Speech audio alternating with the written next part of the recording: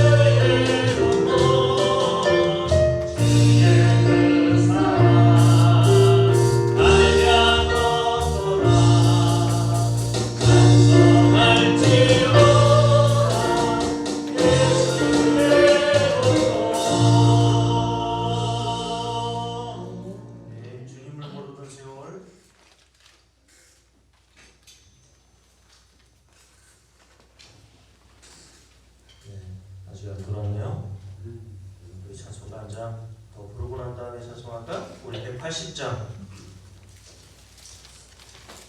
찬송가 180장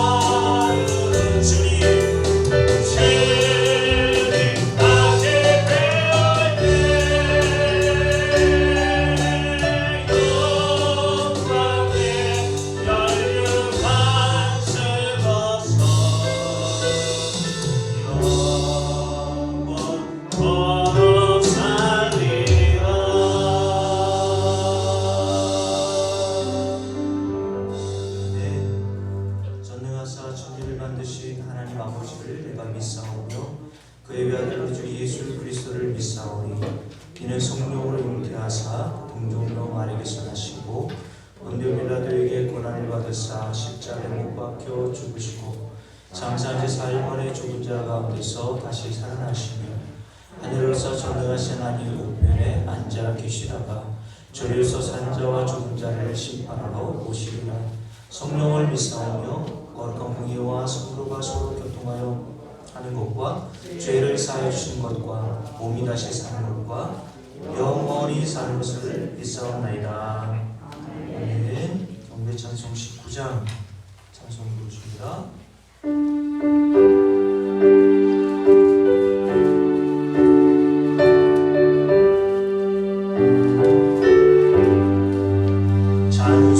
찬송하는 소리에서 사람 기뻐하도다. 하늘 아버지의 이름 거룩거룩하도다. 세상 사람 찬양하자. 거룩하신 하나님께 할렐루야.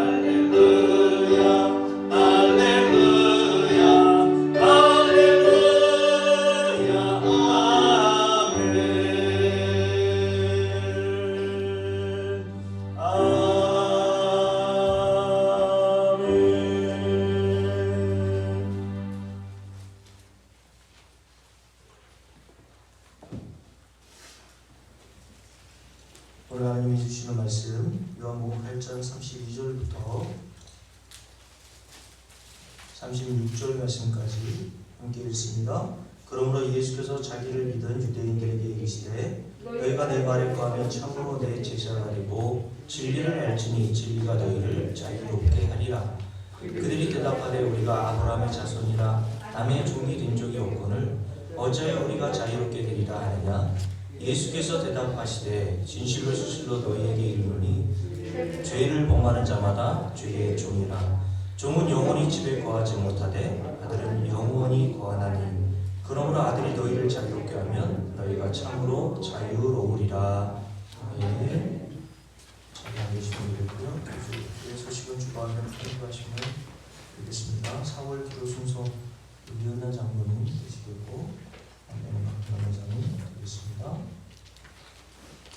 2023년 제자교 신방 계속하고 있는데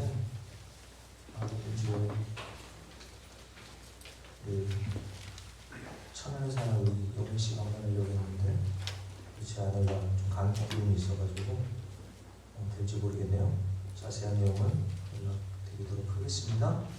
BRM 바이올리딩 무브먼트 운동 3월 1일부터 10월 30일까지 제자교적 성도를 대상으로 하고 있습니다. 오셔롱 목사님이 오시다가 차량이 좀 퍼져가지고 레카샤를 불러서 지금 견인하고 또 차량 수리 중에 있는 것으로 알고 있는데 여기에서 기대해 주시면 좋겠습니다.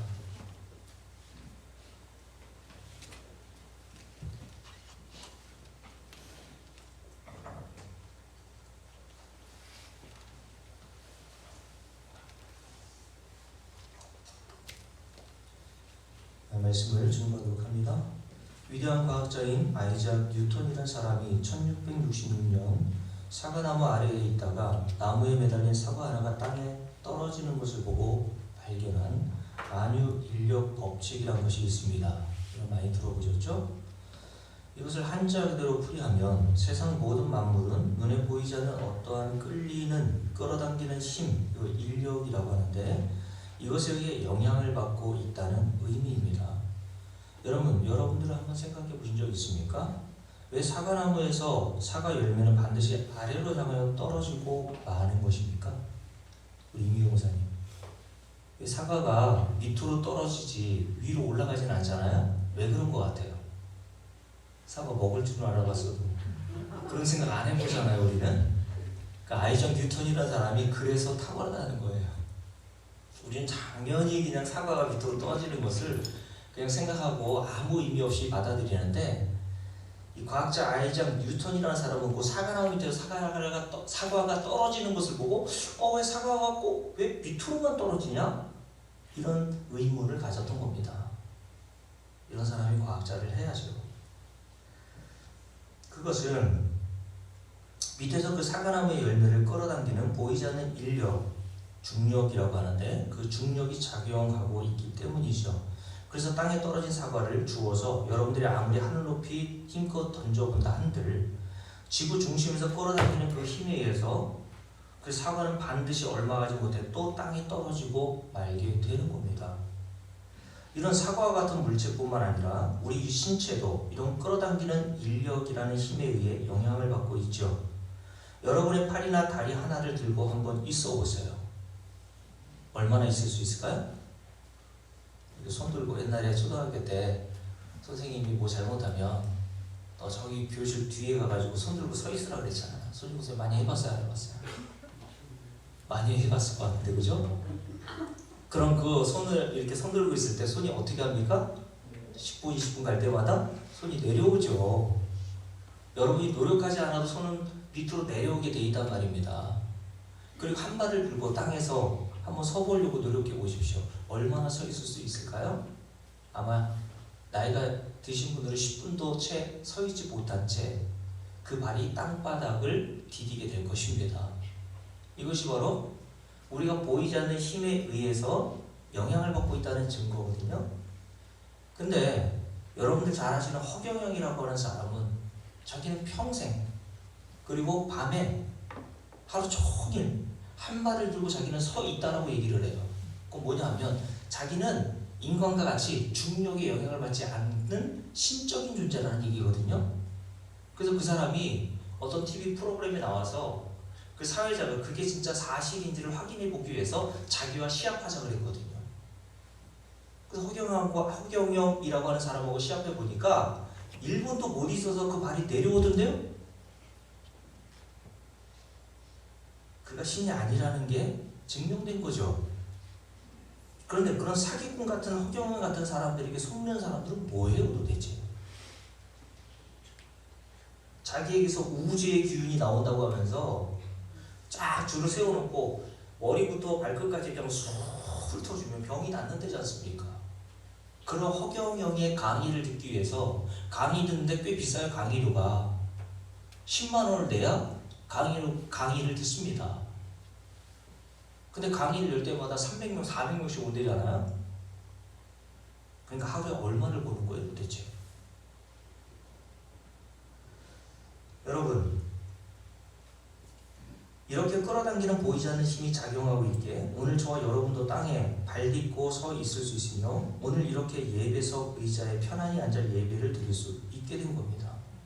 만약 우리가 있는 이곳이 우주와 같이 그런 인력, 즉 끌어당기는 중력이라는 힘이 작용하지 않는 곳이라면 여러분과 저는 어떻게 예배를 드렸을까요?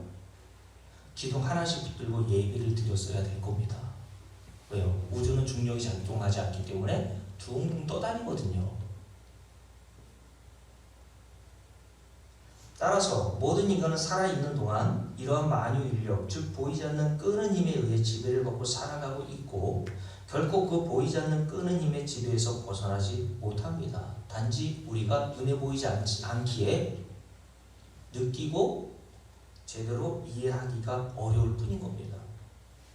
여러분 오늘 제가 설교 서두에 과학 시간도 아닌데 이런 만유 인력의 법칙에 대해서 여러분들에게 잠깐 아담과 하와 이후 타락한 모든 인간은 이러한 보이지 않는 중력이라는 힘의 영향과 지배를 받고 살아가고 있는 것처럼 가공할 만한 영적 악한 세력의 끄는 힘에 의해 영향을 받고 있고 사로잡혀 있다는 것을 말씀을 드리기 위해서입니다. 바울은 고린도교 성도들에게 그래서 고린도서 12장에서 이렇게 이야기를 했습니다. 자, 고린도서 12장 나와볼까요? 요한복음 8장 이렇게 잡아놓고 고린도전서 12장을 한번 펴보세요. 자, 고린도전서 12장에 보면 바울이 고린도교회 성도들에게 예수 그리스도를 믿지 않았을 때의 모든 인간의 실상, 그러니까 여러분의 자녀, 여러분의 남편, 여러분의 부모가 다 어디에 이렇게 종속되어 살아가고 있는지에 대해서 분명히 이렇게 말씀하고 있는데, 자, 12장 1절과 2절까지 함께 읽습니다. 형제들아, 신령한 것에 대하여 나는 너희가 알지 못하기를 원하지 아니하노니. 그래서 알지 못하기를 원하지 아니한다는 것은 꼭 이것을 알기를 원한다라고 하는 강조 용법입니다. 근데 이게 신령한 거라고 그랬어요. 그 신령한 것은 다른 게 아니라 요걸 아는 걸 신령하다고 하는 거예요. 첫 번째, 그 신령한 내용이 뭐냐면 2절, 너희도 알거니와. 이게 너희라는 것은 고린도교회 성도들만을 얘기하는 것이지 고린도교회 성도들 이외의 모든 사람들이 안다는 얘기는 아니에요. 예수 그리스도를 믿지 않는 모든 사람들은 이러한 신령한 것을 알지 못한다는 말입니다. 오직 신령한 것을 아는 자들은 성령이 임한 성도들 이외에는 없죠. 그래서 제가 에베소 1장에 대해서 말씀을 드릴 때 바울이 에베소 교회 성도들에게 감옥에서 너희들과 우리가 다 하늘에 속한 모든 신령한 복을 받았다라고 이야기했을 때 이 하늘에 속한 신령한 복은 누구만 이해하고 누구만 알 수 있는 거라고 말씀드렸냐면 오직 신령한 성령이 임한 성도 이외에는 알 수 없다고 얘기를 했잖아요. 그렇죠? 자, 요 내용도 마찬가지란 말입니다. 그러면서 이렇게 바울이 신령한 것의 내용이 무엇인지 첫 번째로 이렇게 얘기하죠. 함께 했습니다. 너희도 알거니와 너희가 이방인으로 있을 때, 그래서 이방인으로 있을 때라는 뜻은 저와 여러분이 예수를 믿지 않았을 때를 얘기하는 거예요. 여러분과 제가 성령이 임하지 않고 거듭나지 않았을 그 당시에는 요걸 몰랐단 말입니다. 어떤 거? 말 못하는 우상에게로 줄을 고으세요. 끄는 그대로 끌려가느니라. 말 못하는 우상에게로 끄는 그대로 끌려가고 있는 실상임을 너희들이 알지 못하고 살았다는 거예요. 너희들이 왜 예수 믿지 않는지를 너희들이 제대로 알지 못했다는 겁니다. 너희들이 왜 진리가 아닌 거짓에 의해 종속되어 살아갔고 진리가 아닌 거짓을 믿고 살아가는지를 너희들이 그 이유와 원인에서 알지 못했단 말이에요. 모든 인간은 말 못하는 우상에게로 끄는 그대로 끌려가고 있는 실상이라고 이야기하면서 두 번째 신령한 내용이 뭡니까? 3절 말씀 봅니다. 함께 읽을게요. 그러므로 내가 너에게 알리노니. 계속 뭘 알려준대요? 신령한 것이 뭔지를 알려줄게. 요게 신령한 거야? 뭡니까? 하나님의 영으로 말하는 자는, 자, 하나님의 영으로 말하는 자는 성도밖에 없겠죠. 성도는 성령이 임한 자니까 성도가 말하는 모든 내용은 성령께서 나오게 하시는 말씀이라는 거예요. 그 말하는 자는 함께 읽습니다. 누구든지 예수를 저주할 자를 하지 아니하고 또 성령으로 아니하고는 누구든지 예수를 주시라고 할 수 없느니라 라고 얘기했어요. 예수를 믿는 것은 내 마음대로 내가 결정하고 내가 선택할 수 있는 문제가 아니라는 게 여기서 드러나는 거죠. 우리는 말 못하는 우상의 강력한 세력에 끄는 그대로 끌려갈 뿐인 겁니다. 여기에 종속되어 힘의 지배를 받고 있는 것이 모든 인간의 실상이라는 거예요. 그런데 거기로부터 우리가 예수를 주라고 알고 예수가 우리의 주인이시여 구주임을 알게 되고 십자가 공을 받아들일 수 있었던 것은 하나님의 전적인 은혜의 역사 때문이라는 거예요. 그래서 그 뒤에 뭐라고 했습니까? 그 앞에 3절에서 누구든지 예수를 저주할 자라 하지 아니하고 여기 이렇게 돼 있죠. 또 성령으로 아니하고는 다른 성경 번역본에서는 성령의 힘에 의해서가 아니면 이렇게 번역했다고요. 그러니까 우리가 예수를 주라고 고백하고 그 예수를 믿게 된 것은 성령의 능력으로 인하여 나온 것이란 말이에요. 이게 뭐라고요? 신령한 거야 라고 주님이 말씀하신 거예요. 그러니까 제가 지난번에 말씀드렸잖아요. 괜한 신령하다고 하는 사람 쫓아다니지 마시라고 이야기를 드렸습니다. 자, 요 2절에 대해서 바울이 이렇게 이야기했는데 공동번역성에서는 이렇게 번역했어요. 제가 읽어드릴게요. 아시다시피 여러분이 이교도였을 때에는 헛된 우상에게 매여서 우상이 하자는 대로 끌려다녔습니다 라고 이렇게 번역했습니다. 즉 이 말씀의 뜻은 모든 인간은 이렇게 어떠한 보이지 않는 강력한 힘과 세력에 의해 제압당하여 있는 상태라고 이야기를 하는 거예요. 그러면 모든 인간을 이렇게 제압하고 끌고 가고 있는 말 못하는 우상, 강력한 힘과 세력의 정체가 과연 무엇입니까? 에베소 2장을 한번 볼게요. 에베소 2장을 한번 보십시오. 그 뒤에 기록되어 있는 에베소 2장을 한번 보십시오.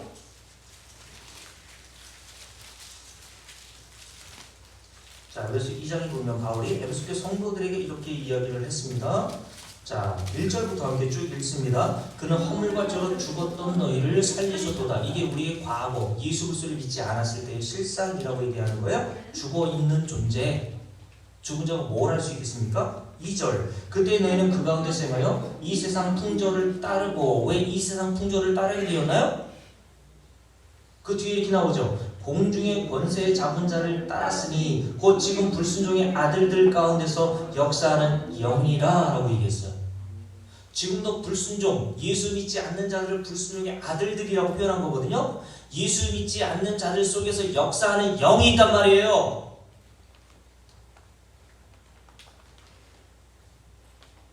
그 영의 세력에 의해 끌려다니는 것이 인간의 실상이란 말입니다.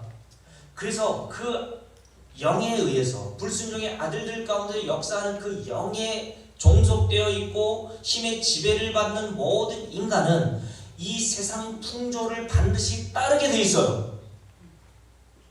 맞습니까? 여기서 공중권세 잡은 자는 여러분과 제가 잘 알듯이 마귀, 사탄이라고도 불리는 영적인 세력을 얘기하는 거잖아요. 근데 이 사탄이라고 마귀라고도 불리는 이 영적인 세력을 가리켜 성경에서는 이 세상 신이라고도 불렀습니다.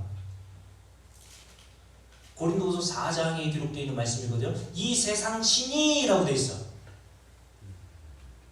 그러니까 이 세상을 좌우하는, 사로잡고 있는 이 세상의 신으로 불리는 마귀가 무엇을 따르게 하냐면 이 세상 풍조를 따르게 만든다는 거예요. 결국 이렇게 이 세상 풍조를 따르게 만들어서 하려는 일이 뭡니까? 3절 말씀 보십시오. 함께 했습니다. 전에는 우리도 다 그 가운데서 우리 육체의 욕심을 따라 지내며 육체와 마음에 원하는 것을 하여 다른 일들과 같이 뭐로 만들어요? 본질상 진노의 자녀이었더니라고 얘기했어요. 하나님의 진노를 받을 수밖에 없는 자로 우리를 만들어 가는 겁니다. 그럼 여러분께 물을게요. 성경에서 말하는 이 세상의 풍조, 풍속이 도대체 뭡니까?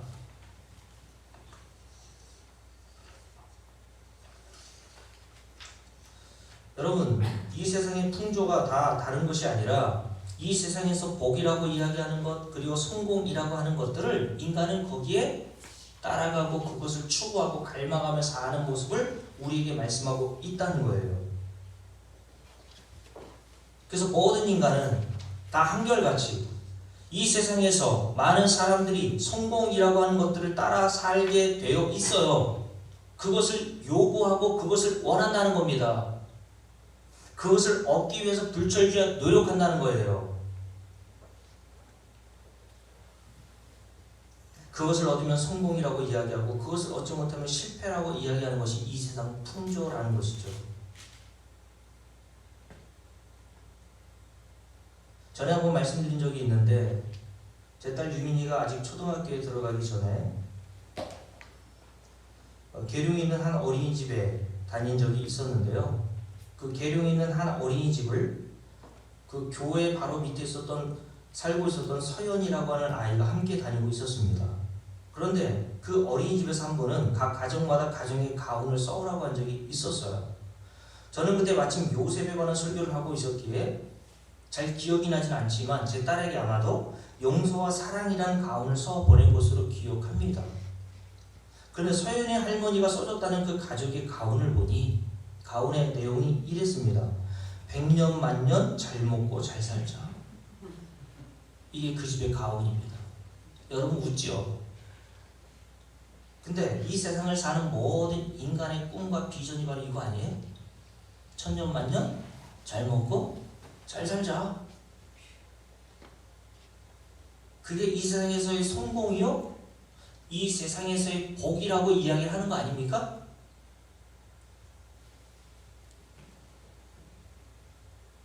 그래서 이런 복이라고 하는 것들을 얻으면 뛸 듯이 기뻐하고 반대로 이런 것들을 얻지 못하거나 잃으면 낙심하고 슬퍼하는 것이 인간의 모습이죠. 그리고 남들과 그런 것들을 얻은 남들과 자기를 비교하면서 자신을 비관하며 내 팔자는 왜 이러냐? 라고 낙심까지 하지요. 이것이 이 세상의 풍조를 따르고 사는 이 세상의 현실임을 우리에게 보여주는 거라고요. 그런데 이 세상이 끄는 이런 악한 마귀의 끌림으로부터 어떤 인간도 벗어날 수 없는 것이 인간의 또한 실상이라고 말씀하고 있어요. 그래서 이런 실상을 드러내기 위해서 마가복음 5장에 보면 우리 주님께서 어떤 자를 만나냐면 마가복음 5장을 볼까요? 마가복음 5장을 보세요.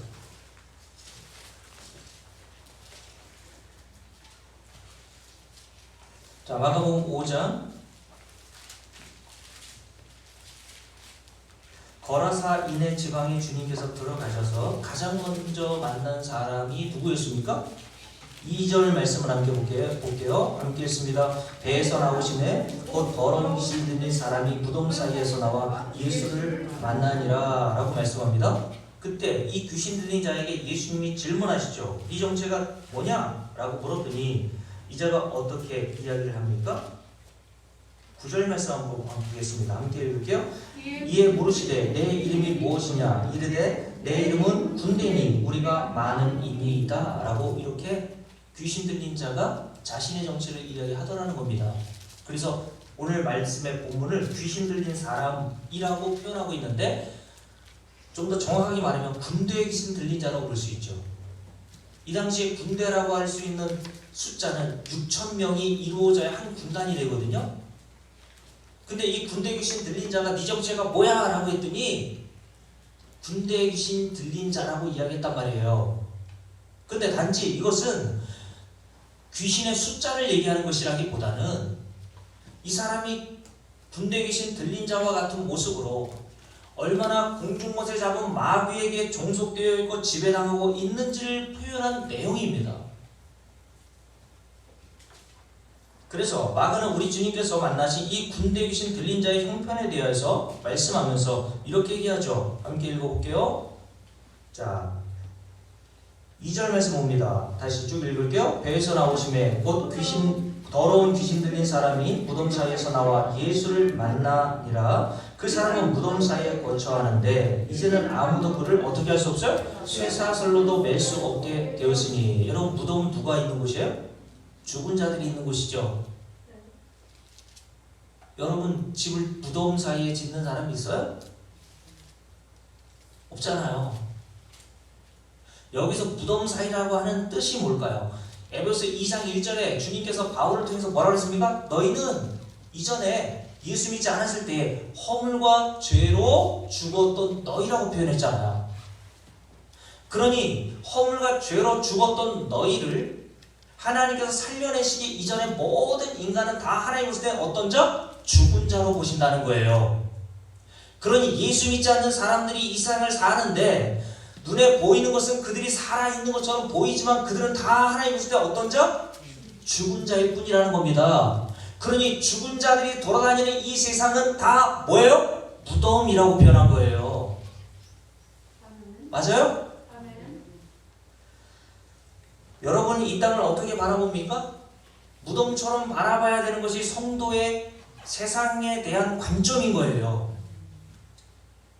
그러니 여러분들은 이 무덤가에 사는 동안, 감독원 장로님, 무덤가에는 썩은 시체가 썩은 냄새로 가득할 거 아닙니까? 그죠?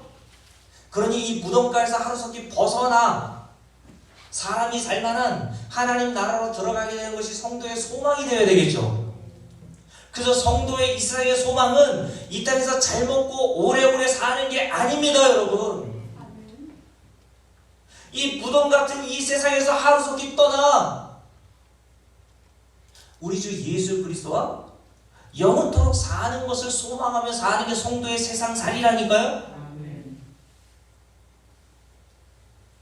근데 예수 믿는 사람이라고 하면서도 이 세상을 가리켜 야, 똥밭에 굴러도 이승이나? 이렇게 말하는 사람이 있단 말이에요. 예수 안 믿는 겁니다. 하나님 나라가 있는 줄 믿지 못하는 거예요. 그래서 오늘 이 더러운 귀신 들린 한 사람을 통하여서 예수님께서는 무엇을 우리에게 드러내시는 겁니까? 이것이 예수 그리스도를 믿지 않고 신령한 것이 무엇인지를 모르는, 자기의 실상을 모르는 자들의 세상의 삶이라는 것을 우리에게 보여주는 거예요. 근데 이 무덤사에 거처하는데 이제는 아무도, 3절, 그를 쇠사슬로도 맬 수 없게 되었으니, 4절, 이는 여러 번 고랑과 쇠사슬을 매었어도 쇠사슬을 끊고 고랑을 깨뜨렸음이로라. 함께 줄을 그어놓고 읽습니다. 그리하여 아무도 그를 제어할 힘이 없는지라 라고 얘기했죠. 아무도 그를 통제할 수 있는 힘이 없다는 거예요, 세상에는. 여러분, 이 귀신 들린 자를 낳은 부모가 있을 거 아닙니까? 귀신 들린 자의 형제도 있을 거 아닙니까? 친구와 친척도 있을 거 아니에요. 그러나 이 귀신 들린 자를 무덤에서 끌어내려 집안에 살 수 있게끔 할 만한 자가 한 사람도 없었다는 겁니다. 그래서 이 사람을 가리켜 군대에 귀신 들린 자라고 얘기하는 거예요. 이 사람의 이 비참한 현실과 실상으로부터 자유케 하여 구원해 줄 사람이 한 사람도 없었다는 겁니다.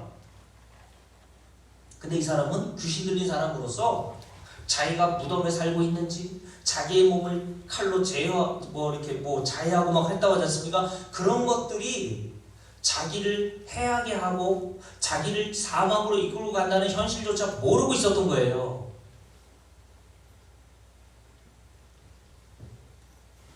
여러분,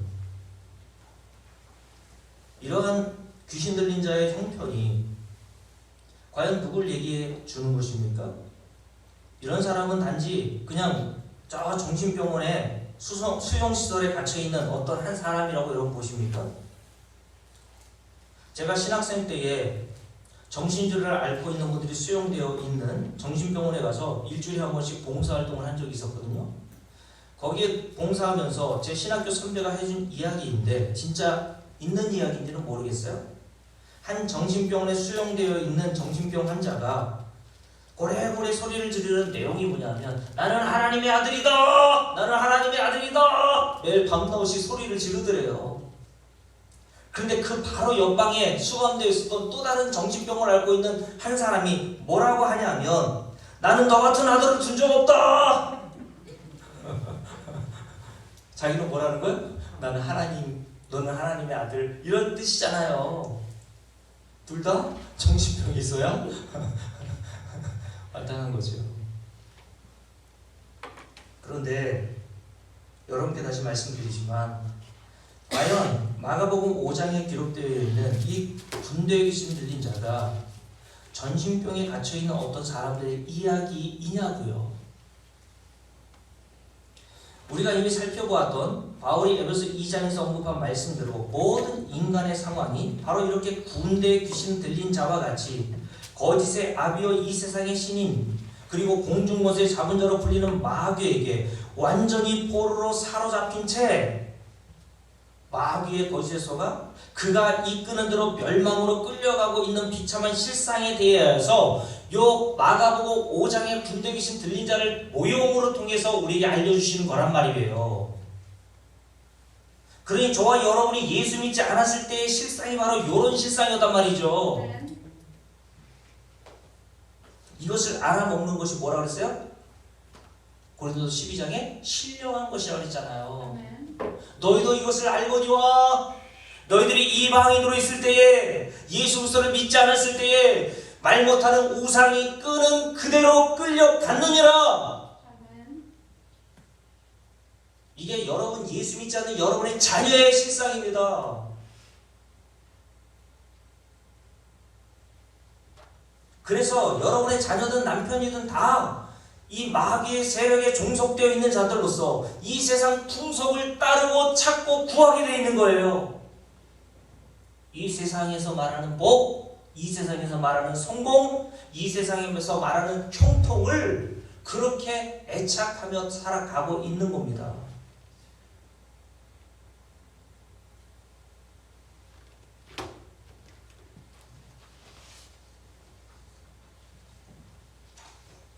그래서 오늘 주님께서 이스라엘 백성들에게, 유대인들에게 요한복음 8장을 다시 볼까요? 뭐라고 말씀하셨는지 한번 볼게요. 요한복음 8장 보세요. 오늘 본문 우리가 지난번에 한번 읽었지만 오늘 읽지 않았어요. 44절 말씀을 한번 볼게요. 함께 읽겠습니다. 너희는 너희 아비 마귀에서 났으니 너희 아비의 욕심대로 너희도 행하고자 하느니라. 그는 처음부터 살인한 자여 진리와 기술이 없으므로 진리에 서지 못하고 거짓을 말할 때마다 제 것으로 말하나니 이는 그 거짓말쟁이요 거짓의 아비가 되었습니다. 내가 진리를 말함으로 너희가 나를 믿지 아니하는도다 라고 이야기를 하셨던 겁니다. 너희 아비는 뭐라고요? 너희들이 생각하는 것처럼 아브라함이나 너희가 아버지라고 부르는 성부 하나님이 아니라 너희 아비는 마귀야 라고 말씀하신 거예요. 그의 아비 마귀로부터 종속되어 가고 살아가고 있는, 그것이 거짓인지도 모르고 사망으로 달려가고 있는 유대인들의 모습을 말씀해 주시는 거라고요. 그래서 오늘 말씀에서 주님이 이렇게 말씀하시죠. 34절 함께 읽어볼까요? 자, 34절 함께 읽습니다. 예수께서 대답하시되 진실로 진실로 너희에게 이르노니, 제가 전에 말씀드렸죠. 진실로 진실로라고 하는 말씀을 두 번 이렇게 강조하는 것은, 제가 좀 전에 지금 답을 했네요. 강조용법이라고 했어요. 요거 반드시 너희들이 알아야 돼. 뭘 알라고요? 진실로 진실로 너희에게 이르노니 죄를 범하는 자마다 죄의 종이라 라고 얘기했어요. 죄를 짓는다면 다 죄의 종이야 라고 말씀하신 거예요. 그런데 여러분들은 죄를 짓습니까? 안 짓습니까? 죄를 짓고 살잖아요. 그러면 우리는 뭐에 순종하고 사는 거예요? 죄에 순종하고 사는 자들이란 말이에요. 그러면 죄의 종으로서 죄에 순종하고 살면 그 결말과 그 마지막이 어때요? 죄의 삭은 로마서 6장에서 사망이라고 얘기했잖아요. 죄를 짓는 자는 다 하나님의 형벌을 받아 사망에 처하게 될 것이라는 말씀을 로마서 6장에서 바울이 했단 말이에요. 그 말씀을 이미 로마서 6장에서 바울이 이야기 전에 요한복음 8장에서 우리 주님께서 이렇게 말씀하신 것이죠. 함께 읽어볼게요. 로마서 8장 21절 함께 읽습니다. 다시 이르시되 내가 가리니 너희가 나를 찾다가 너희 죄 가운데서 죽겠고 내가 가는 곳에는 너희가 오지 못하리라 라고 말씀하셨고, 또한 24절도 함께 읽겠습니다. 그러므로 내가 너에게 말하기를 너희가 너희 죄 가운데서 어떻게 한다고요? 죽으리라 하였노라. 너희가 만일 내가 그인 줄 믿지 아니하면 너희 죄 가운데서 죽으리라 라고 말씀하신단 말이죠. 죄의 종으로 살다가 죄를 지으며 사는 모든 인간의 결말, 운명은 바로 오늘 말씀 주님의 말씀 내용처럼 사망이라는 곳으로 가게 되어 있단 말이죠. 그런데 오늘 이 말씀을 들었던 유대인들은 자기들을 죄인으로 생각했습니까? 죄인이라고 여기지 않았어요. 그래서 로마서 8장 1절부터 11절 말씀에 음행 중에 잡혀온 한 여자가 등장하는 거예요. 자, 가늠하다 잡힌 한 여자를 예수님께 데려와서 유대인들이 뭐라고 묻습니까? 자, 함께 읽습니다. 3절 요한복음 제가 뭐라 그랬어요?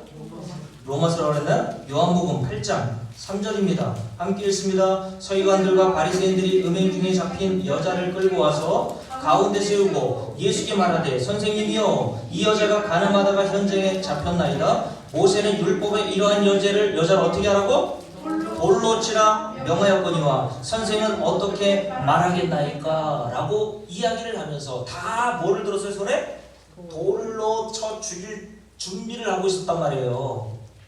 왜냐하면 모세의 율법에 의하면 이들이 어렸을 때부터 모세의 율법을 달달달 외우고 배우고 익히고 자란 자들로서 가늠한 여인은, 가늠한 남자는 바로 이렇게 돌로 쳐 죽이라고 하나님이 명령하셨습니다. 그러니 이 가늠한 현장에서 잡힌 여자를 주님 옆에 끌고 와서 주님 이런 여자를 어떻게 우리가 처단해 옳습니까? 라고 물었어요. 돌로 막 칠 준비를 하면서 그때 주님께서 이 유대인들, 종교 지도자들인 서기관들과 바리새인들에 대해서 뭐라고 말씀합니까? 함께 읽습니다. 6절부터 쭉 읽을게요. 그들이 이렇게 말하면 고발할 조건을 얻고자 하여 예수를 시험함이로라. 예수께서 몸을 굽히사 손가락으로 땅에 쓰시니 그들이 묻기를 마지 아니하는지라. 이에 일어나 이르시되 너희 중에 죄 없는 자가 먼저 돌로 치라 라고 말씀하셨어요. 여러분, 돌을 들어 가늠한 여자를 쳐 죽이려고 했던 사람, 유대인들, 서기관과 바리새인들은 자기를 뭐라고 생각한 거예요? 나는 이 정도의 죄는 짓지 않았어 라고 생각했던 거죠. 나는 이 여자가 범한 간음이라는 죄를 져본 적이 없어. 그래서 누가복음 18장에 보면 바리새인으로 등장하는 한 사람이 성전에 나와서 주님께 자랑을 읊어대는 내용 중에 하나가 뭐였어요? 나는 간음한 적 없다는 내용이었죠.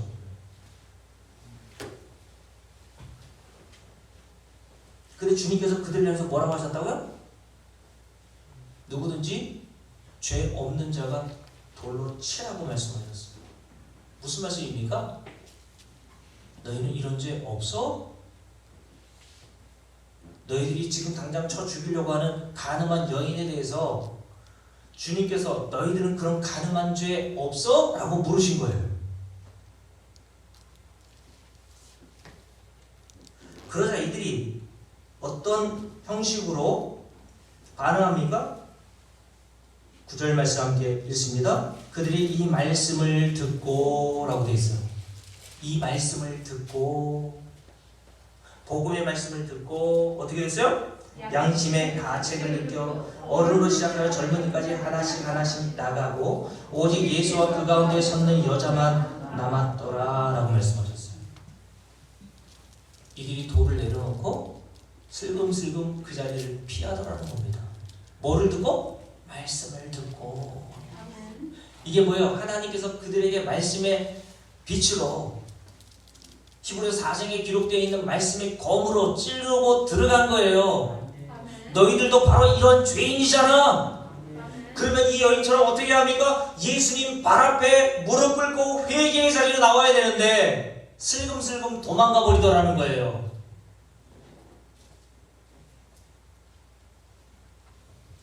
진짜 회개한 게 아니란 말이죠.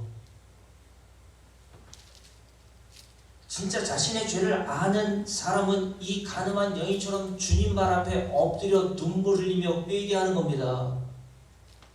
바로 내가 이러한 간음한 죄인 줄 알고 주님의 은혜를 구하게 되는 거예요. 왜냐하면 마태복음 5장에 보면 간비 뭐라 그랬습니까?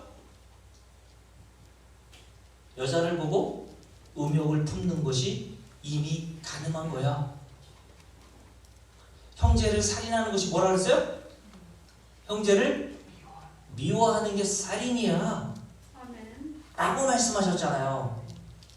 우상 숭배가 뭐라 그랬습니까? 나는 절에 가지 않고 뭐 그런 새겨놓은 나무 조각이라든가 그런 거에 절한 적이 없어. 그러니 나는 우상 숭배자가 아니야 라고 말하는 여러분과 저에게 뭐라고 말씀하십니까? 탐심이 곧 우상 숭배인 거야. 탐심 없어? 라고 주님이 물으신 거예요. 누구든지 죄 없는 자가 있느냐? 우린 간음, 살인, 우상숭배, 이 땅을 살아가면서 다 해가고 살아가는 겁니다. 그런 자신의 실존을 모르는 거예요.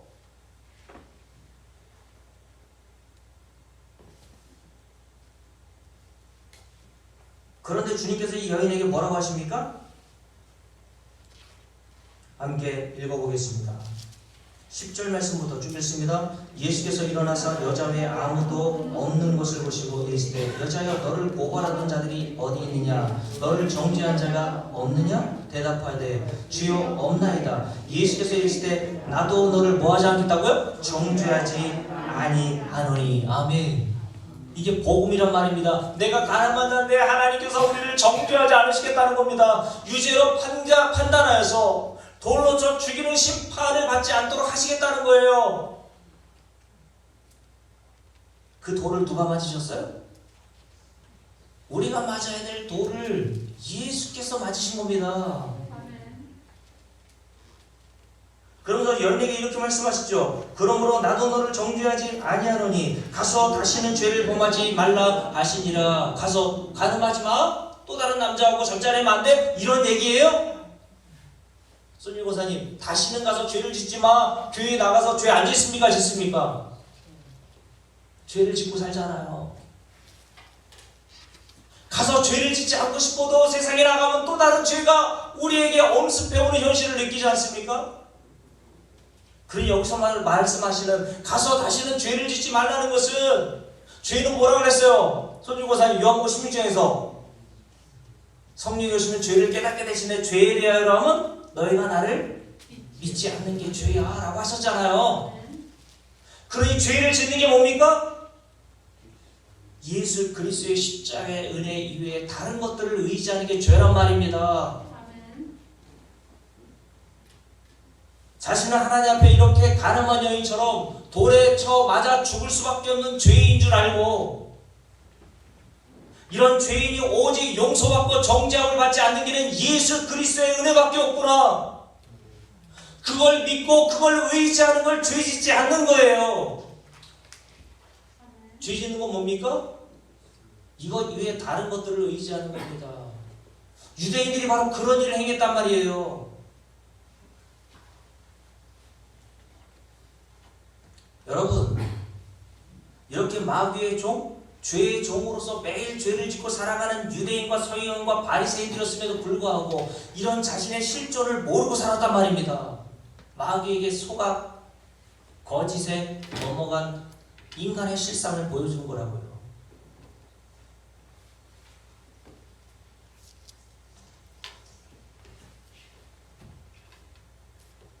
모든 인간은 이렇게, 그러므로 오늘 기록되어 있는 서기관과 바리새인들과 유대인들과 같이 예수님께서 너희는 죄의 종이라 라고 말씀하셨으면 아멘하고 받아들여야 되는데 받아들이지 않는단 말이에요. 그래서 오늘 본문에 보면 유대인들이 뭐라고 예수님께 묻습니까? 함께 읽어볼게요. 33절 말씀 봅니다.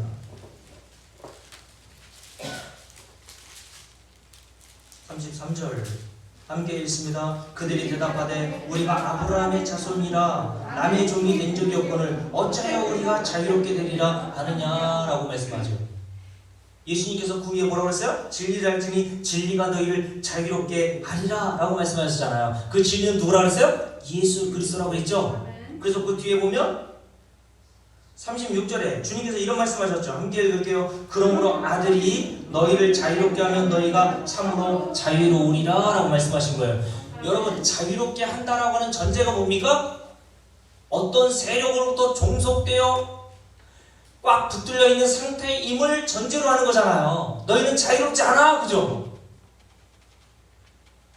너희들은 죄에 거하며 살다가 죄를 짓고 영원한 멸망에 들어갈 거야 라고 하는 말씀을 이해해야 진리가 너희를 자유롭게 한다라고 하는 말씀도 이해가 되는 거예요. 근데 오늘 유대인들과 바리새인과 서기관들은 나는 이미 자유로운데요? 나는 죄를 지은 적이 없는데요? 나는 저 가늠한 여자와 다른, 죄를 지었긴 지었지만 그래도 저 가늠한 여자보다는 훨씬 심판받을 내용이 없다는 식으로 이해했던 겁니다.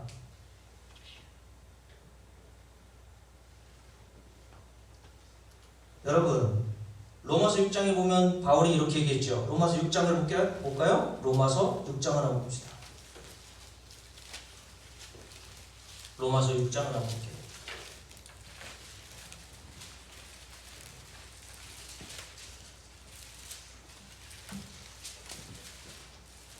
자, 로마서 6장 찾으셨죠? 자, 6장 16절부터 함께 쭉 읽습니다. 그런즉 어찌하리요? 우리가 법 아래에 있지 아니하고 은혜 아래에 있으니 죄를 지으리요? 그럴 수 없느니라. 자, 로마서 6장 15절 함께 읽습니다. 그런즉 어찌하리요? 우리가 법 아래에 있지 아니하고 은혜 아래에 있으니 죄를 지으리요? 그럴 수 없느니라. 너희 자신을 종으로 내주어 누구에게 순종하든지 그 순종함을 받는 자의 종이 되는 줄을 너희가 알지 못하느냐? 혹은 죄의 종으로 사망에 이르고. 여러분 죄를 지으면 죄의 종이고 죄의 종과 죄를 지은 자는 다 결말이 뭐예요? 사망에 이르고라고 되어 있어요. 그러니까 저와 여러분의 실상은 사망으로 가야 마땅한 자들이죠. 인정합니까? 사망에 이르고 함께 읽습니다. 혹은 순종의 종으로 의에 이르느니라. 하나님께 감사하리로다. 왜요? 너희가 본래 어떤 자들? 죄의 종이었더니 라고 되어 있어요. 마귀의 종, 이 세상 공중권세 잡은 자의 종으로 살았단 말입니다. 이 세상 풍조를 따르고 살았단 말이에요. 이 세상에서 복이라고 하고 성공이라고 하는 것들을 추구하며 우리도 그렇게 살았단 말입니다. 너희가 이런 죄의 종이었더니. 그런데 주님께서 뭐라고 하셨습니까?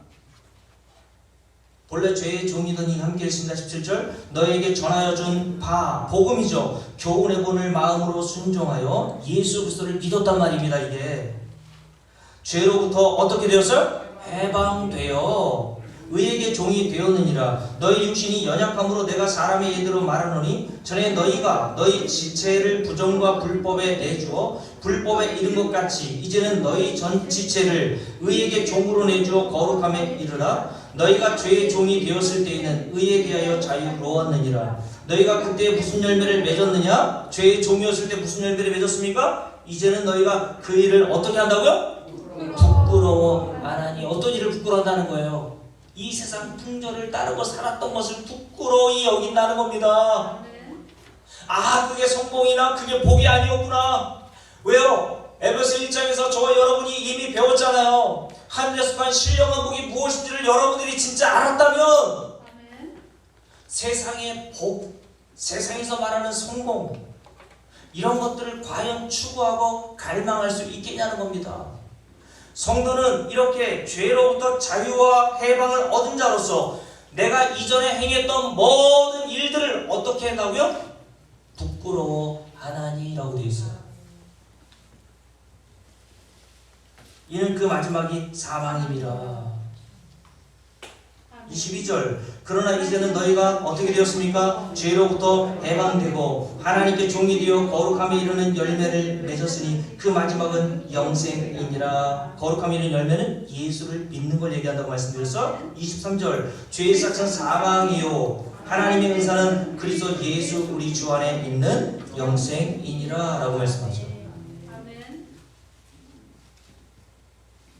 여러분과 저의 과거의 삶을 진짜 부끄러워하십니까?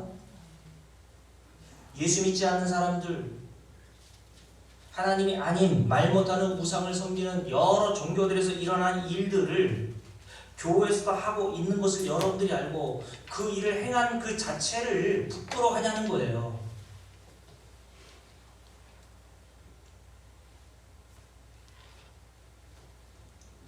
여러분들은 모든 인간은 태어날 때부터 죽을 때까지 매일 매순간 무엇에 순종하고 사느냐를 아십니까? 여러분은 참으로 하나님의 종이 되어 우리 주님께서 모든 율법의 강령, 그게 뭐라고 얘기했어요? 내 마음을 다하고 성품을 다하고 힘을 다하여 주 너의 하나님을 사랑하라. 이게 첫째 되는 계명이라고 그랬죠. 두 번째 되는 계명은 뭡니까? 내 이웃을 내 몸과 같이 사랑하라 라고 하는 말씀에 순종하고 살아야 진짜?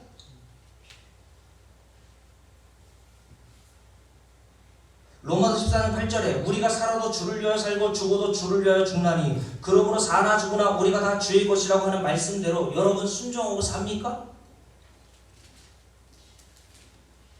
인간은 평생 살아도 나를 위해서 살고 죽어도 나를 위하여 죽는 것이 인간이란 말이에요.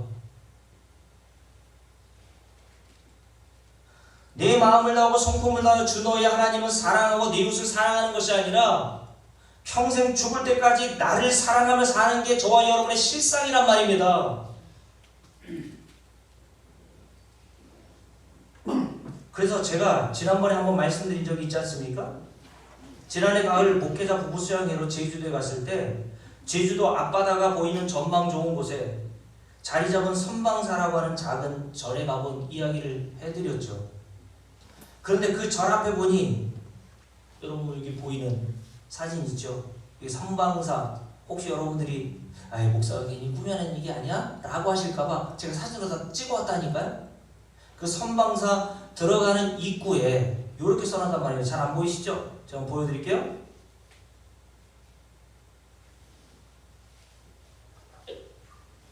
뭐라고 되어 있습니까? 365일 1년 기도 1인당 얼마?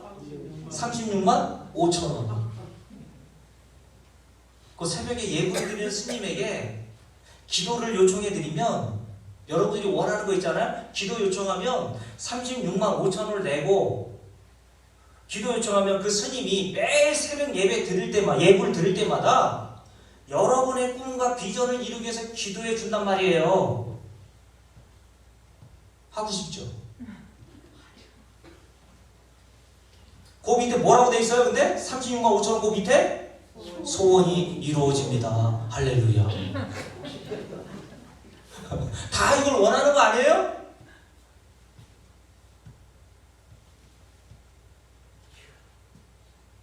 여러분 내 소원을 이루기 위해서는 36만 5천이면 싸잖아요. 얼마나 쌉니까?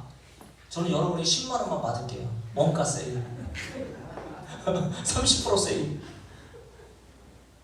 여러분들은 이런 불교들의 마음을 웃고 그렇게 생각하지만 실제로 이 불교들이 부처와 부처의 가르침에 아무 관심이 없다는 거 여러분 아시잖아요. 오직 자기의 소원 성취에만 관심이 있다고요. 모든 종교가 하는 길이 이거 아닙니까?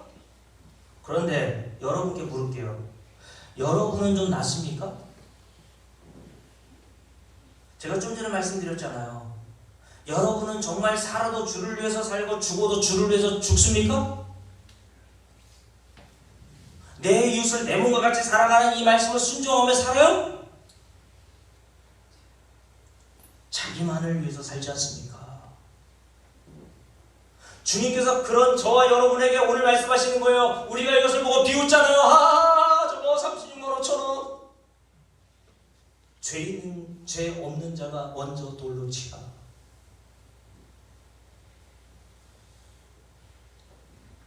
우리는 이런 일이 교회 밖에서 일어난 일이라고 생각하는데 그렇지 않단 말이에요.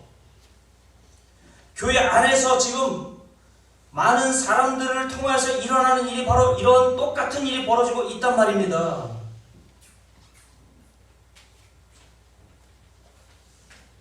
제가 얼마 전에 강정순 장로님과 이윤장 장로님, 강우승 원사님을 신방하면서 그 마을로 이렇게 나갈 때, 식사하면서 나갈 때 마을에 가니 있길래 이것저것 물어보면서 제가 이야기를 드렸습니다. 그러면서 제가 물어본 것 중에 하나가 거기서 뭐 4일 정도 식사하신대요. 월화, 뭐 수요일은 뺐나요? 월화, 목금인가 이렇게 식사를 하신다고 하더라고요. 노인회관에서. 그래서 제가 물어봤죠. 아니 4일 동안 그렇게 식사를 하시려면 일하는 사람이 있어야 되고 할 텐데 누가 그 일합니까? 라고 얘기했더니 정부에서 27만 원씩 나온다면서요? 27만 원 안 주면 누가 하겠어요? 그죠? 그런데 이런 일들이 교회 안에서도 일어나는 현실을 우리가 보게 됩니다.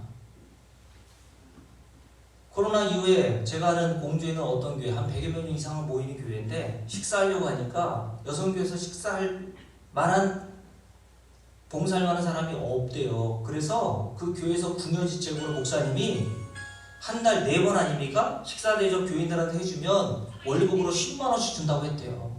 그러니까 지원자가 나오더라는 겁니다. 저는 우리 교회에서 1년에 4차례 절기에 먼저 식사를 하려고 합니다. 4월 9일인가요? 부활주일날 식사 한번 하고 1년에 4차례 정도 하려고 해요. 여러분 교회에서도 이렇게 다달이 여러분에게 월급 줘야 그 일을 합니까? 절기 때마다 한 10만 원씩 주면 여러분 하겠어요? 내 이웃을 내 몸과 같이 사랑하는 일이 우리에게서 나오는 게 아니라 돈을 그 정도로 사랑한다고요. 돈 주면 한다니까요?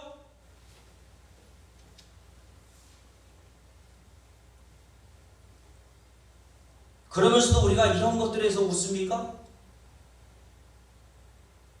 우리에게 이익이 되거나 우리에게 유익이 되지 않는 일은 돈이 안 되는 일을 하지 않습니다. 주님께서 마지막 때의 실상에 대해서 마태복음 24장 10절에 이런 말씀하셨죠. 불법이 성함으로 사랑이 식어지리라.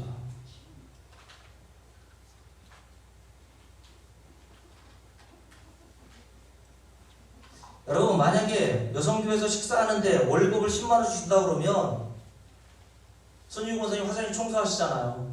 한 달에 월급 얼마를 줘야 되나? 한 번 할 때마다 3만 원씩 줘야 되나? 우리 이미영 권사님이 저한테 물컵 맨날 물로 이렇게 씻어가지고 번거롭게 물 담아서 주시는데 제가 얼마를 드려야 돼요?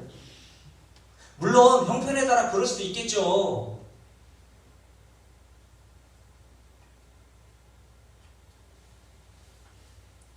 우리가 로마서 14장 말씀 수요일에 배웠던 대로 모든 성도들을 성경에서 뭐라 그랬습니까? 그리스도께서 위하여 죽으신 형제라고 돼 있단 말이에요. 그래서 내 형제를 내 몸같이 사랑하는 것이 곧 그를 위하여 죽으신 예수를 사랑하는 거란 말입니다. 근데 우리가 교회 안에서 그런 사랑이 나옵니까? 성도들이 좀 배려해 줍니까? 그런 것이 없다면 우리가 뭐인 줄 알아야 돼요? 죄의 종인 줄 알고 살아야 되는 겁니다. 그런 것들에서 뭐라고 생각해야 합니까? 부끄러워할 줄 알아야 되는 거예요.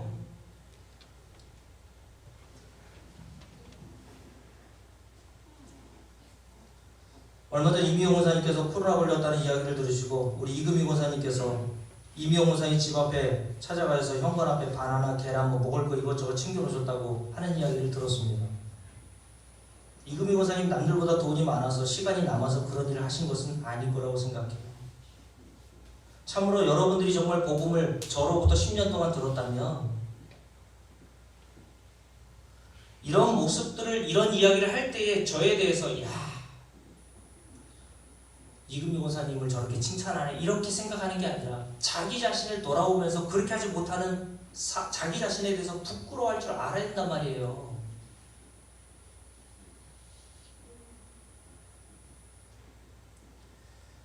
여러분 이렇게 죄에 포로되어 죄만 짓고 살아가고 있는 현실이 우리 안에서 매일 나오게 하시는 이유가 뭡니까? 아, 네가 바로 이런 하나님으로부터 사망, 영원한 멸망에 처하게 될 자라는 사실을 깨닫게 하시기 위해서 우리의 실상에서도 계속 이런 일이 나오게 하시는 거라고요. 그런데 이런 자리에서 우리를 누가 자유케 하셨습니까? 진리가 너희를 자유케 하리라고 하셨어요. 진리는 누구? 예수 그리스도라고 하셨단 말입니다. 예수 그리스도만이 이 마귀의 권세에 사로잡혀 죄의 종으로 영원토록 예수를 모르고 살아가던 저와 여러분을 자유케 하셔서 영생을 주실 유일한 하나님의 아들이시란 말이에요. 죄의 삭은 사망인데 하나님은 예수 그리스도를 믿게 하심으로 우리에게 뭘 주신다고 약속하셨어요? 영생을 주시겠다고 약속하신 거예요.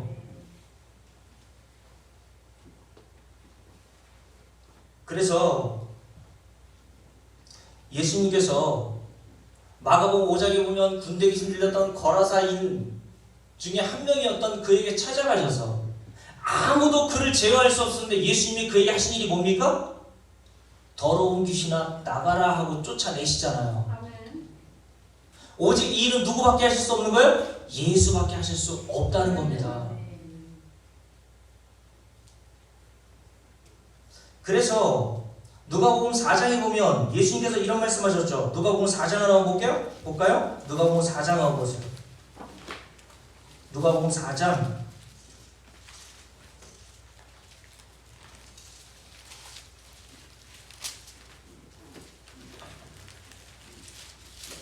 예수님께서 자신의 고향 나사렛에 들어가셔서 하나님의 복음을 증거하시면서 하셨던 이 일 중에 하나가 바로 이것인데 16절부터 쭉 읽습니다. 예수께서 그 자라나신 곳 나사렛에 이르사 안식일에 늘 하시던 대로 회당에 들어가사 성경을 읽으려고 서심해 선지자 이사야의 글을 드리거늘 이 당시에는 다 쪽복음이었단 말입니다. 우리처럼 이렇게 얇은 책이 없어서 두꺼운 양피지로 이 성경을 썼기 때문에 이사야서 따로 있고 예레미야서 따로 있고 했단 말입니다. 근데 나사렛 회당에 들어가셨는데 예수님께 이사야서를 드린 거예요. 그때 이사야서에서 주님이 찾으신 내용이 뭐냐면 이사야서 61장의 말씀이죠. 자, 17절 함께 했습니다. 선지자 이사야의 글을 드리거늘 책을 펴서 이렇게 기록된 데를 찾으시니 곧 주의 성령이 내게 임하셨음에 이는 가난한 자에게 무엇을? 복음을 전하게 하시려고 내게 기름을 부으시고 나를 보내사 줄을 거느세 어떤 자에게? 포로된 자에게 자유를 눈먼 자에게 다시 보게 함을 전파하며 어떤 자? 눌린 자를 자유롭게 하고 주의 은혜의 해를 전파하게 하려 하심이라 하였더라. 이 책을 덮고 그 맡은 자에게 주시고 앉으시니 회당에 있는 자들이 다 주목하여 보더라. 이에 예수께서 그들에게 말씀하시되 이 그림 제가 좀 전에 우리가 함께 읽었던 18절 말씀 포로된 자를 자유케 하시고 눌린 자를 자유롭게 하시고 눈먼 자를 다시 보게 하시는 일이 어떻게 되었다고요? 너희 귀에 응하였느니라 라고 말씀하신다는 거예요. 구약에 이렇게 이사야 선지자를 통해서 이 일을 행하실 분이 바로 나라는 것을 나사렛 회당에 모였던 사람들에게 증거하셨다는 겁니다. 예수만 이 일을 하실 수 있는 능력이 있는 겁니다. 아멘. 그렇다면 여러분, 제가 좀 전에 말씀을 드렸듯이 여러분과 저는 날마다 이렇게 자유케 되었음에도 불구하고 죄의 종으로부터 포로된 자에서 자유케 되었음에도 불구하고 여전히 죄가 나온다 그랬어요? 안 나온다 그랬어요? 죄가 나옵니다. 근데 예수 믿지 않는 자와 다른 게 있어요. 로마서 6장 뭐라고 했습니까? 옛 과거의 일을 부끄러워한단 말입니다. 나를 위해서 살고 나를 위해서 죽고 내 이웃을 내 몸같이 사랑하기는커녕 나 자신을 위해서 열심히 살아가고 살아왔던 돈에 유익이 되지 않고 이익이 되지 않으면 아무 일도 하지 않으려고 했던 내 자신이 부끄러워지는 거예요.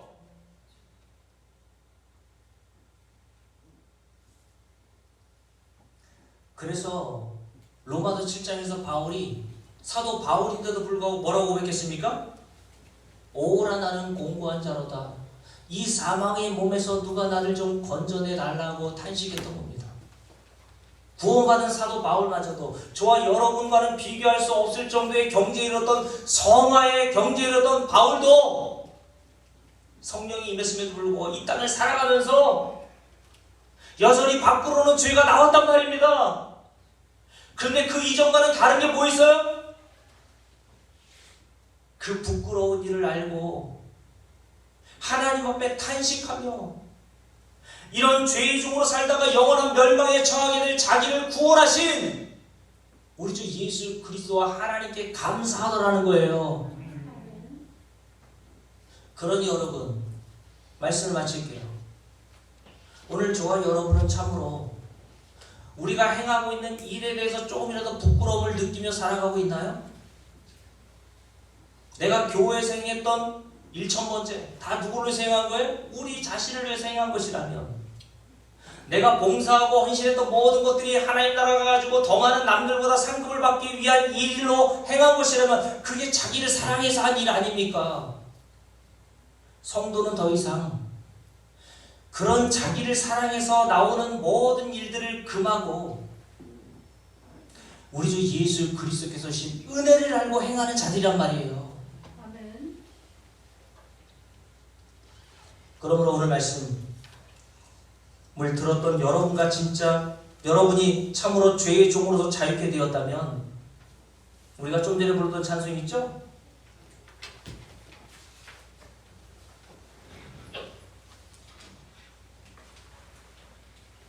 주님을 모르던 세월,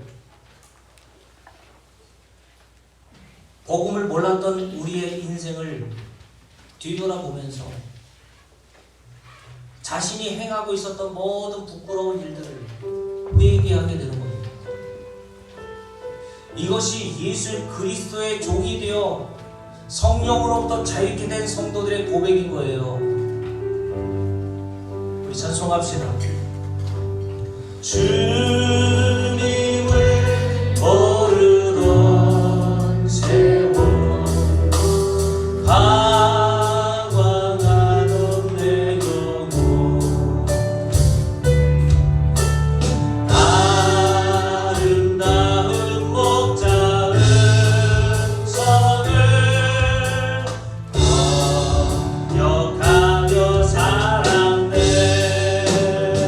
달콤한 유혹과 즐거움 나를 쏟게 하여도 그것이 사망의 그늘해지는 줄 생각지도 못했네.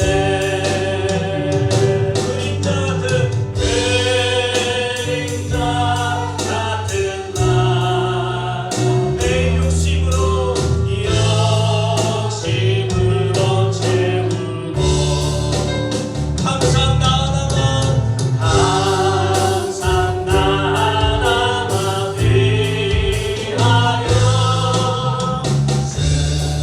쓸모없이 지냈네. 금통한 못한 소용이 어찌 그리 증인노. 주여 용서해 주소서. 어디 좋아입니다. 부드러운 주님의 손길 나를 어루만드네. 평생 육신으로 살던 세상을 끝없이 사라져.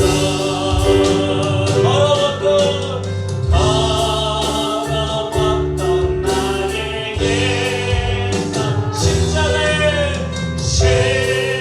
십자가에 못 박고 성령의 새 옷을 입었네.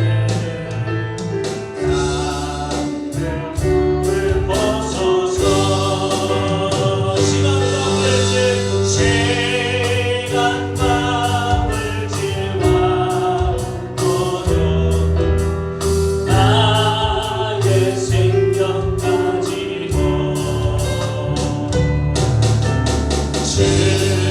주님께만 바치렵니다.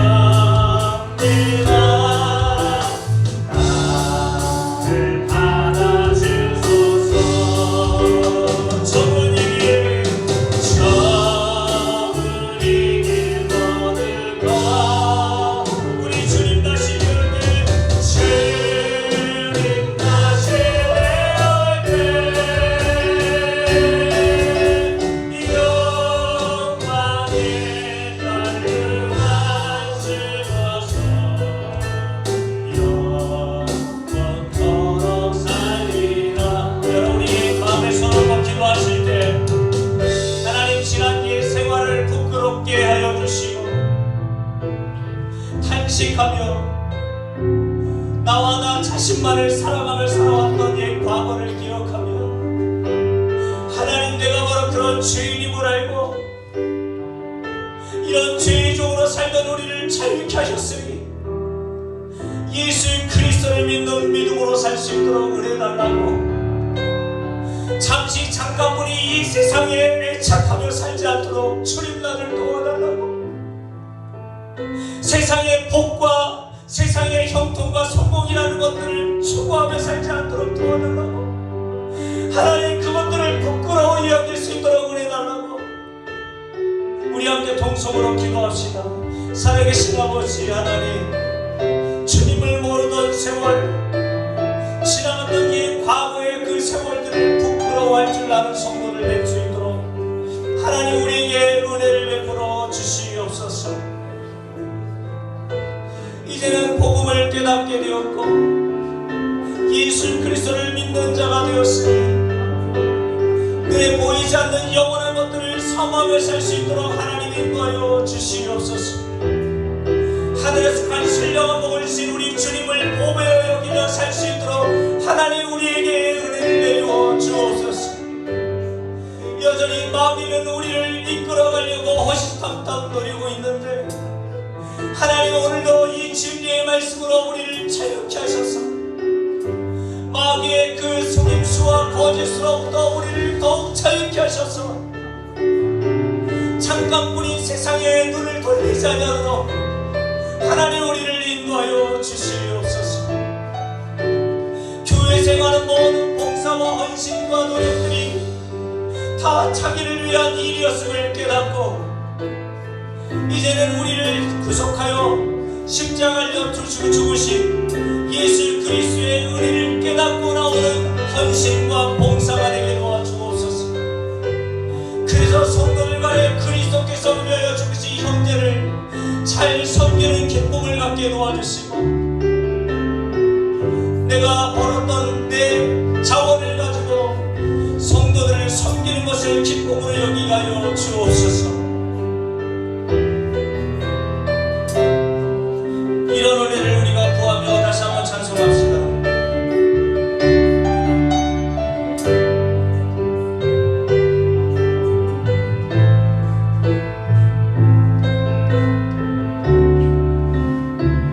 주님을 모르던 세월,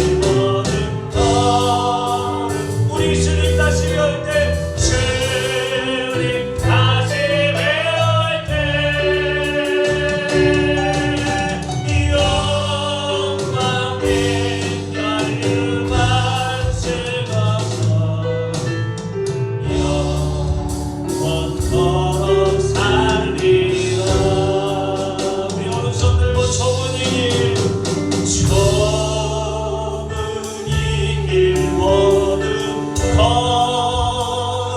걸으는 주님 다시 뵈어야 돼.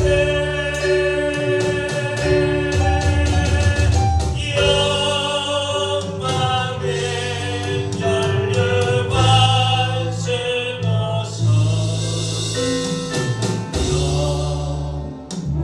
영원토록 살리라.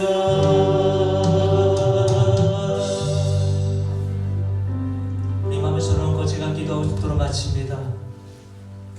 하나님, 이제 죄의 종으로부터 우리를 자유케 하셔서 영원한 생명을 주셨사오니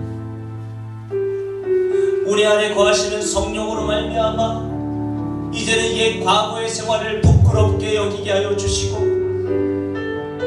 이전에 세상의 복과 세상의 형통과 세상의 잘됨을 쫓아왔던 우리를 깨닫게 하여 주셔서 잠시 이 세상의 영광은 그림자에 불과함을 깨닫게 하시고 보이지 않는 이 영원한 하나님의 나라를 사모하며 우리 영광의 주님의 얼굴을 뵐 그날을 소망하며 살 수 있도록 은혜 허락하여 주시옵소서. 그래서 우리 제자교회 모든 성도들이 예수 그리스도의 피로 산 형제를 섬기는 데 기쁨으로 여기게 하시고 내가 가지고 있는 자원을 가지고 주님과 우리 성도를 섬기는데 기쁨과 즐거움으로 여길 수 있도록 은혜 내리고 주옵소서. 이제는 우리 주 예수 그리스도의 은혜와 살아계신 하나님의 놀라우신 사랑과 성령의 가망없는 역사하시가 내주하시니 이런 은혜를 깨닫게 하시는 우리 하나님 예수 그리스도의 은혜가 우리 모든 성도들 머리 위에 이제부터 영원토록 함께 계실지어다. 아멘.